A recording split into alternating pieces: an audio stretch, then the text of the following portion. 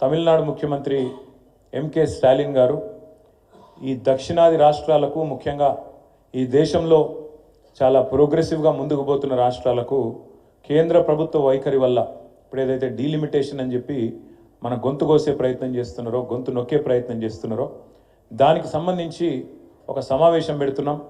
మీరు మీ పార్టీ తరఫున మరి ప్రతినిధులను పంపండి అని మన పార్టీ అధ్యక్షులు పెద్దలు కేసీఆర్ గారికి వారికి ఉత్తరం రాయడం జరిగింది. సరే, కేసీఆర్ గారు నాతో పాటు వర్కింగ్ ప్రెసిడెంట్గా నాతో పాటు మన రాజ్యసభ సభ్యులందరినీ కూడా ఆ సమావేశానికి హాజరుగమని చెప్పి మమ్మల్ని పంపించడం జరిగింది. ఆ క్రమంలో ఈ డీలిమిటేషన్ గురించి కొంత అధ్యయనం చేస్తూ ఉంటాను. నేను ఏం మాట్లాడాలా, ఏం చెప్పాలా, ఏం చెప్తే బాగుంటుంది అని చదువుతున్నప్పుడు నేను అనుకోకుండా ఆనాడు రాజ్యాంగం రాసే క్రమంలో, రాజ్యాంగాన్ని రూపొందించే క్రమంలో భారతరత్న డాక్టర్ బాబాసాహెబ్ అంబేద్కర్ గారి నేతృత్వంలోని కమిటీ ఏదైతే ఉండేనో, చాలామంది మేధావులతో కూడిన కమిటీ, దానికి చైర్మన్గా డాక్టర్ బాబాసాహెబ్ ఉండే. సో ఆ కమిటీ ప్రతి అంశాన్ని సునిశ్చితంగా లోతుగా పరిశీలిస్తూ ఏం చేయాలి, ఏమేం పొందుపరచాలి, మరి ఎన్నో కోట్లాది మంది ఆశలతో ముడిపడ్డ ఈ దేశం, దేశ భవిష్యత్తు, మరి ఇన్ని రకాల వైవిధ్యాలు ఉన్న దేశం, ఇన్ని భాషలు, ఇన్ని మతాలు, ఇన్ని కులాలు, ఇన్ని ఉపకులాలు, ఇన్ని సంస్కృతులు, ఇన్ని ఉన్న దేశం. కాబట్టి దీన్ని ఐక్యంగా ఎట్లుంచాలి, ముందుకు ఎట్లా తీసుకుపోవాలి అని ఆలోచించే క్రమంలో ఆ కాన్స్టిట్యూయెంట్ అసెంబ్లీ డిబేట్స్ అని జరిగినాయి ఆనాడు. అంటే ఆ రోజు ప్రతిదాన్ని చాలా ప్రజాస్వామికంగా, ప్రజాస్వామ్య స్ఫూర్తితోని ఏ అంశమైనా లోతుగా చర్చించి ఫైనల్గా రాజ్యాంగంలో పొందుపరిచినారు. ఆ రాజ్యాంగంలో పొందుపరిచే క్రమంలో ఒక చర్చ జరుగుతుంది. కొత్త రాష్ట్రం భారతదేశంలో ఏర్పాటు కావాలి అంటే ఎట్లా జరగాలి, రాజ్యాంగం దానిలో ఏ రకంగా రాజ్యాంగం మనం దీన్ని అర్థం చేసుకోవాలని చెప్పి చర్చ జరుగుతుంది. చర్చ జరిగితే కొంతమంది అందులో సభ్యులు మాట్లాడుతూ ఏ రాష్ట్రం నుంచి అయితే వేరుపడదలుచుకున్నారో ఆ రాష్ట్రం యొక్క అనుమతి ఉంటేనే, ఆ రాష్ట్రం యొక్క శాసనసభ తీర్మానం చేస్తేనే వేరుపడాలే, లేకపోతే కుదరదు అని కొంతమంది వాళ్ళు ప్రపోజ్ చేస్తారు, ప్రతిపాదిస్తారు. దాని మీద చర్చ చాలా జరుగుతుంది.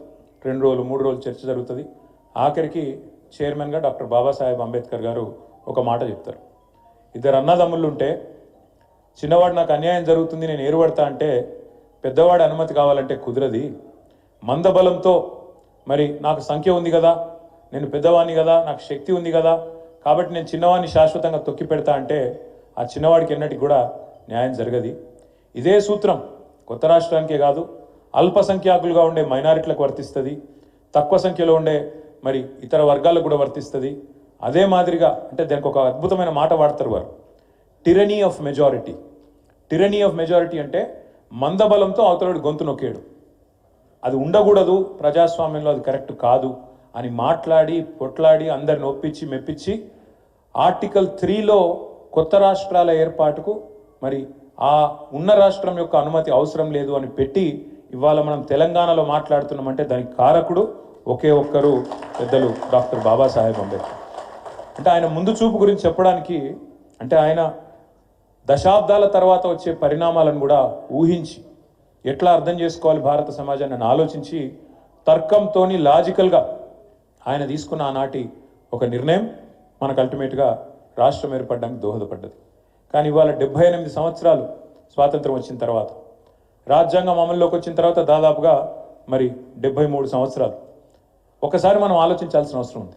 అంటే బాబాసాహెబ్ యొక్క ముందు చూపు, ఆయన ఆలోచన ఎంత గొప్పదంటే, ఆయన నిజంగా చెప్పాలంటే కొంతమంది కేవలం ఆయన కొన్ని వర్గాలకు నాయకుడు, అందులో ముఖ్యంగా ఆయన దళిత జాతిలో పుట్టిండు కాబట్టి, దళిత బిడ్డ కాబట్టి ఆయన దళిత జాతికి మాత్రమే నాయకుడు అన్నట్టుగా కొంతమంది ఆయనని తక్కువ చేసే ప్రయత్నం చేస్తారు.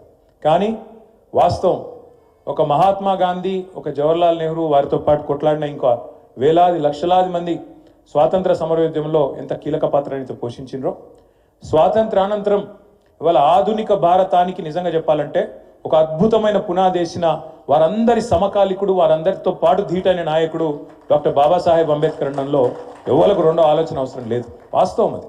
అంత గొప్ప రాజ్యాంగాన్ని రాసింది వారు. అంత గొప్ప రాజ్యాంగం అని ఎందుకు అంటున్నా అంటే, ఒక్కసారి మీరు ఆలోచించండి.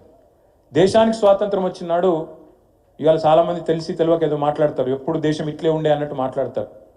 ఎప్పుడు దేశం ఇదే రూపంలో లేకుండే.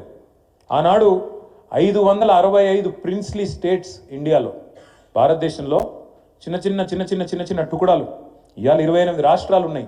అయాల 565 చిన్న చిన్న చిన్న చిన్న రాజులు, సామంత రాజులు, జమీందారులు, వాళ్ళ కింద ఇంకోడు 565 ప్రిన్స్లీ స్టేట్స్ అందరు వాటి. ఇది ఆనాటి పరిస్థితి. ఇక మీకు తెలుసు ఎన్ని భాషలు, ఎన్ని మతాలు, ఎన్ని కులాలు, ఎన్ని ఉపకులాలు, ఎన్ని సంస్కృతులు. నలుగురు కలిసి ఉండాలంటే చాలా కష్టం. నలుగురు మనుషులు కలిసి ఉండాలంటే ఏదో ఒకటి చూసుకుంటారు. వాని కులం నాది ఒకటి కాదనో, వాని మతం నాది ఒకటి కాదనో, వాని భాష నాది ఒకటి, ఏదో ఒకటి మొత్తానికి కలిసి ఉండు కష్టం. మరి అట్లాంటిది ఇన్ని వైవిధ్యాలు ఉన్న ఈ దేశాన్ని శాశ్వతంగా ఒక సుదీర్ఘకాలం ఉండాలి, కలిసి ఉండాలి అంటే ఏం చేయాలి అని ఆలోచన చేసి డాక్టర్ బాబాసాహెబ్, ఆ తర్వాత మొట్టమొదటి SRC doctor Fazal Ali, supreme court మాజీ జడ్జి, అందరూ కూడా ఆలోచించి చాలామంది మేధావులు గట్టి పునాది పడాలి, దేశం ఐక్యంగా ఉండాలి, భవిష్యత్తులో కూడా విచ్ఛిన్నం కావద్దు. ప్రపంచంలో ఎన్నో దేశాలు విచ్ఛిన్నం అవుతున్నాయి, కానీ మన దేశం అట్లా కావద్దు, శాశ్వతంగా ఈ దేశం అజరామరంగా ఉండాలని చెప్పి ఆలోచన చేసి ఆనాడు భాష అనే ప్రాతిపదికన మొదటి ఎస్ఆర్సి పేరిట వారు మరి రాష్ట్రాలు ఏర్పాటు చేయాలని ఒక ఆలోచన తీసుకొని వస్తారు. అప్పుడు కూడా డాక్టర్ బాబాసాహెబ్ ఒక మాట చెప్పిండు. ఆనాడే ఆయన ఎంత గొప్పవాడంటే భాషా ప్రాతిపదిక రాష్ట్రాలు అనే మాట వచ్చినప్పుడు ఆయన ఒక గొప్ప మాట చెప్పిండు. అది కూడా మనం గుర్తు చేసుకోవాలి ఈరోజు. ఒక రాష్ట్రంలో ఒక భాష ఉండాలనేది మంచి ఆలోచననే, ఎందుకంటే అట్లా కొంత సారూప్యత ఉంటుంది, ఒకరితో ఒకరు అదే భాషలో మాట్లాడుకునే కథ ఉంటుంది, పంచాయతీలు తక్కువైతాయి అని చెప్పుకుంటూ ఒక రాష్ట్రంలో ఒక భాష ఉండాలనేది మంచి ఆలోచనే. కానీ ఖచ్చితంగా ఒక భాష ఒకటే రాష్ట్రంలో ఉండాలన్నది మాత్రం తప్పు. అవసరమైతే ఒక భాషకు 4 రాష్ట్రాలున్నా తప్పులేదు, 5 రాష్ట్రాలున్నా తప్పులేదు అని చెప్పి ఆనాడే మన తెలంగాణ ఏర్పాటుకు కూడా ఆనాడే అంత దూరం ఆలోచించి, అంటే తెలంగాణ అనే కాదు, ఎవరైనా సరే అవసరమైతే అడ్మినిస్ట్రేటివ్ కన్వీనియన్స్ కోసం, పరిపాలన సౌలభ్యం కోసం చిన్నగా ఉంటే తప్పేం లేదని ఆలోచన చేసిన నాయకుడు డాక్టర్ బాబాసాహెబ్. బాబాసాహెబ్ అంబేద్కర్ గారి గొప్ప నాయకత్వంలో, వారి ఆలోచనలో, ఆనాడు న్యాయశాఖ మంత్రిగా వారు తీసుకున్న కొన్ని నిర్ణయాల వల్ల అల్టిమేట్గా భారత రాజ్యాంగం ఒక పటిష్టమైన పునాది మన దేశానికి వేసింది. ఇవాళ కూడా అదే రాజ్యాంగం, పాలకులు మారచ్చు, పాలకులు అప్పుడప్పుడు తప్పులు చేయొచ్చు, పాలకులకు అప్పుడప్పుడు కొన్ని వేరే వేరే ఆలోచనలు రావచ్చు, కానీ అల్టిమేట్గా ఆ రాజ్యాంగం దాన్ని కాపాడాల్సిన వ్యవస్థలు పటిష్టంగా ఏర్పాటు చేసి, అంటే ఇవాళ మీరు చూసినారు నిన్న సుప్రీంకోర్టు నిన్న ఒక తీర్పు ఇచ్చింది. తమిళనాడు గవర్నర్ గారు ఒక 12 బిల్లులు అక్కడి రాష్ట్ర మంత్రివర్గం ఆమోదించి 12 బిల్లులు పంపింది. ఏది గవర్నర్ ఏం చేసిండు, నా ఇష్టం, నేను దీన్ని సంతకం పెట్టా అని చెప్పి 7 నెలలో 10 నెలలో ఆయన కింద పెట్టుకున్నాడు, కూర్చున్నాడు.